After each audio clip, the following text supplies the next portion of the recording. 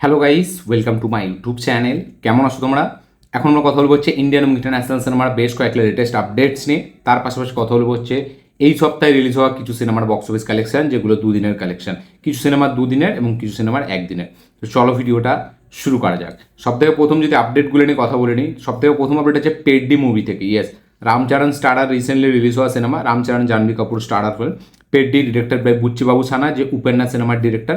তো এই সিনেমাটায় মানে এই সিনেমাটা তো আমি এখনো দেখিনি, ঠিক আছে, বাট যেরকম খবর পাচ্ছি, আপডেট পেয়েছি যে এই সিনেমাতে নাকি জাহ্নবী কাপুরকে অনেকটা মানে আলাদাভাবে দেখানো হয়েছে, মানে তার শরীরের দিকে বেশি ফোকাস করে, ঠিক আছে, সে মানে অনেক ভুলভাল অ্যাঙ্গেল থেকে নাকি শট নেওয়া হয়েছে এবং জাহ্নবী কাপুরকে নাকি একটা পুরো আলাদা রকমভাবে প্রেজেন্ট করেছে। মানে মানে বুঝতেই পারছেন আপনারা কোন দিক থেকে বলছি, তার বডি পার্টসের দিকে বেশি অ্যাঙ্গেল করে, ঠিক আছে। তো সেই রকম নাকি খুব খারাপভাবে জাহ্নবী কাপুরকে এখানে প্রেজেন্ট করেছে।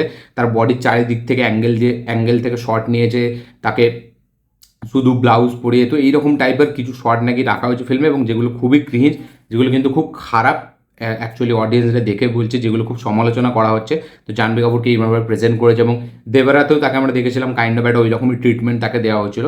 তো জানি না কেন জাহ্নবী কাপুর তেলেগুতে গেলে এরকম টাইপের রোল একটা সে করে, এবং সে রাজি কী করে হয়ে যায়, সে এমনিতে এত নাটক করে এবং রাজি কী করে হয়ে যায় জানি না।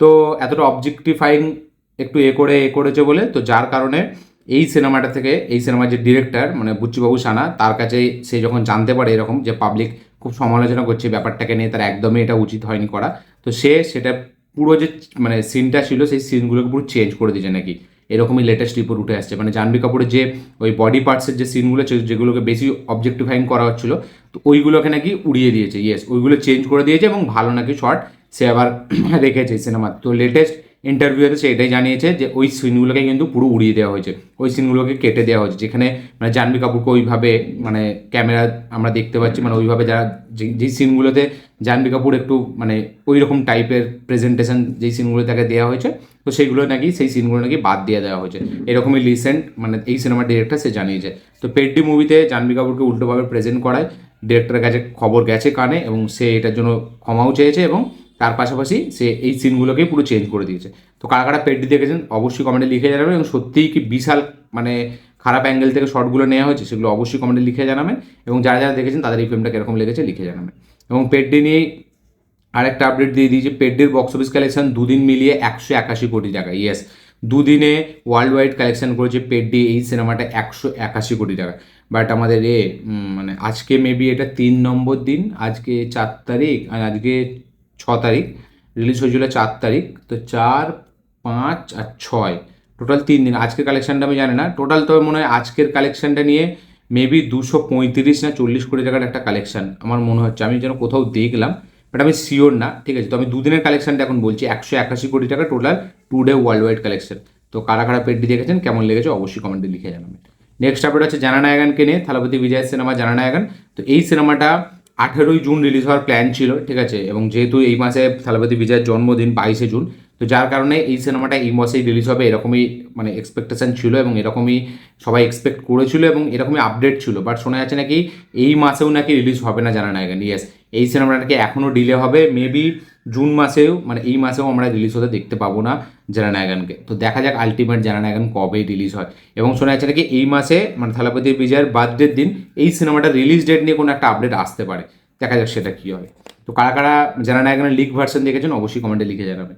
নেক্সট আপডেট হচ্ছে আমাদের একে নিয়ে, ওই বারাণসী সিনেমাটাকে নিয়ে, যেটা রাজামৌলির সিনেমা, মহেশবাবু লিড চরিত্রে আছে, বিজেন্দ্র প্রসাদ মানে হচ্ছে আমাদের রাজামৌলির বাবা সেই গল্পটা লিখেছে।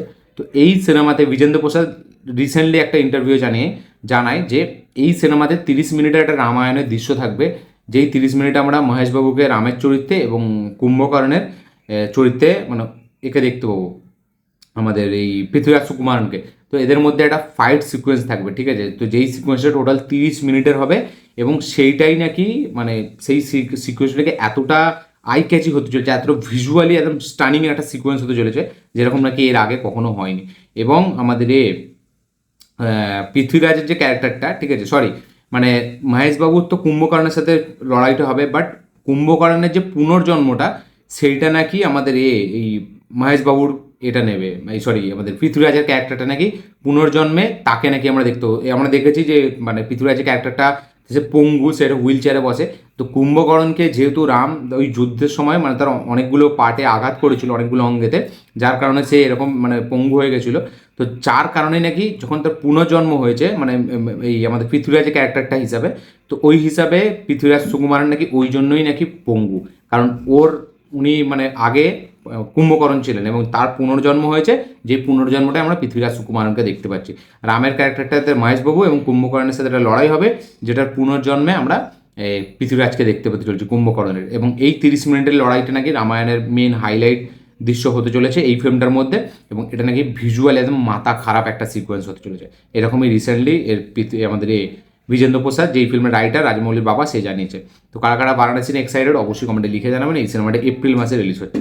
নেক্সট আপডেট হচ্ছে হলিউড থেকে তো ক্রিস্টোফার নোলানের ফিল্ম ওডিসি আর রেটিং পেয়েছে। ইয়েস, আর রেটিং হয়েছে এই সিনেমাটা, এবং এই সিনেমাটা 18+ কন্টেন্ট হতে চলেছে। অনেকগুলো খারাপ সিন হয়তো মেবি থাকবে এই সিনেমাতে।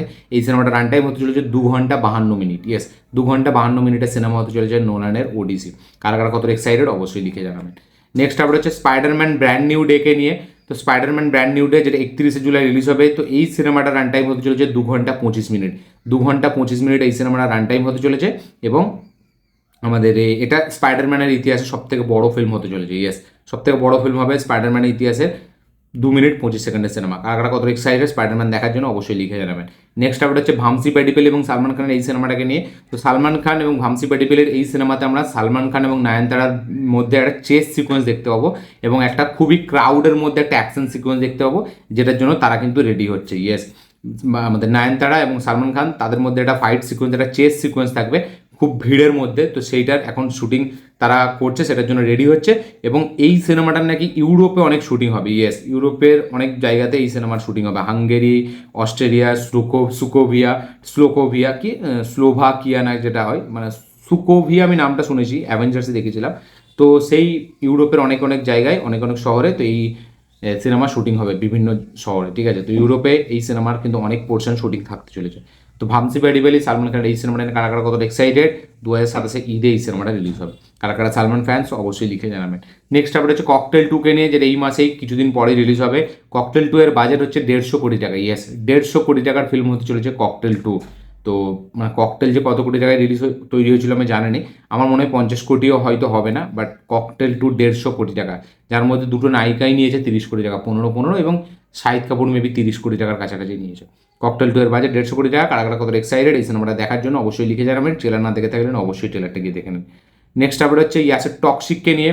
তো টক্সিকের আউটপুট দেখে ইয়াস খুশি নয়, যার কারণে এই সিনেমাটা আবার 100 দিন রিশুট হবে। ইয়েস, আবার 3 মাস এই সিনেমাটা রিশুট হবে, এবং 2027 সালে মেবি এই সিনেমাটা রিলিজ হবে। ইয়েস, এরকমই লেটেস্ট আপডেট। ইয়াসের আউটপুট পছন্দ হয়নি, প্রোডাক্ট পছন্দ হয়নি, যার কারণে সে আবার 100 দিনের রিশুট রেখেছে, এবং 2027 সালে মেবি এই সিনেমাটা এবার রিলিজ হবে। আমার মনে হচ্ছে রামায়ণ রিলিজ হওয়ার পরেই টক্সিক রিলিজ হবে, এরকমই আমার যতটা মনে হচ্ছে। তারা হয়তো কোনোভাবে রিলিজ দেওয়ার প্ল্যান করছে না ইচ্ছা করে, বাট আমি জানি না, বাট আমার মনে হচ্ছে রামায়ণই আগে রিলিজ হবে ইয়াসের ফিল্ম। ঠিক আছে, মানে রামায়ণ পার্ট 2 তো 2027 রিলিজ হবে। পার্ট 1টাই মেবি আমরা ইয়াসকে প্রথমবার আফটার কেজিএফ আমরা এই সিনেমাটায় দেখতে পেতে চলেছি রামায়ণই, মানে ক্লাইম্যাক্সে। কারণ টক্সিক নিয়ে যা ব্যাপার, আমার মনে হয় না এখন রিলিজ হয় বলে। আপনাদের কি বক্তব্য লিখে জানাবেন। নেক্সট আপডেট হচ্ছে ইমরান হাশমিকে নিয়ে। তো ইমরান হাশমির আপকামিং ফিল্ম আওয়ারা পান 2, যাদের লিড চরিত্রে আছে দিশা পাটানি ইমরানের অপোজিটে। তো এই সিনেমাটা শুটিং কিন্তু অলরেডি শেষ। ইয়েস, পুরোপুরি কমপ্লিট। এই সিনেমাটা 15 আগস্ট রিলিজ হবে। কারা কত এক্সাইটেড আওয়ারা পান 2 নিয়ে অবশ্যই লিখে জানাবেন। নেক্সট আপডেট হচ্ছে আমাদের একে নিয়ে, ওই ওডিসিকে নিয়ে। তো ওডিসির ইন্ডিয়াতে কিন্তু বুকিং চালু হবে 8 তারিখ থেকে। ইয়েস, নোলানের ওডিসি, সেটার বুকিং ইন্ডিয়াতে চালু হবে 8 তারিখ থেকে। নেক্সট আপডেট হচ্ছে আমাদের একে নিয়ে, বক্স অফিস কালেকশন নিয়ে কিছু সিনেমা। তো পেডডির বক্স অফিস কালেকশন বলে দিলাম 181 কোটি টাকা টোটাল 2 দিন মিলিয়ে। তো আমাদের আরও দুটো সিনেমা রিলিজ হয়েছে এই সময়। বান্দার, যেটা ববি দেওয়ার, যেটা অনুরাগ কাশ্যপের ফিল্ম, এবং আরেকটা হচ্ছে হে জাওয়ানি তো ইস খোনা হ্যায় বরুণ ধাবান, মৃণাল এবং আমাদের পূজা হেগড়ের সিনেমা, ডিরেক্টেড বাই আমাদের ডেভিড ধাবান। এই সিনেমাটা মানে হে জাওয়ানি তো ইস খোনা হ্যায় 7.5 কোটি টাকার ওপেনিং নিয়েছে, এবং এইদিকে আমাদের অনুরাগ কাশ্যপের ফিল্ম বান্দার, যাদের লিড চরিত্রে আছে ববি দেওয়াল, এই সিনেমাটা মাত্র 50 লাখ টাকা কামিয়েছে। ইয়েস, মাত্র 50 লাখের ওপেনিং নিয়েছে বান্দার, এবং 7.5 কোটি টাকার ওপেনিং নিয়েছে হে জাওয়ানি তো ইস খোনা হ্যায়। তো কোথায় 50 লাখ আর কোথায় 7.5 কোটি টাকা, মানে জাস্ট ভাবুন। মানে অনুরাগ কাশ্যপের ফিল্ম এমনিতেই থিয়েটারে কেন চলে না আপনি বুঝতে পারছেন। মানে তার ফিল্ম শুধু ওটিটিতে বা টিভিতেই অ্যাপ্রিসিয়েশন পায়, বাট তার ফিল্ম কিন্তু বক্স অফিসে একদম চলে না।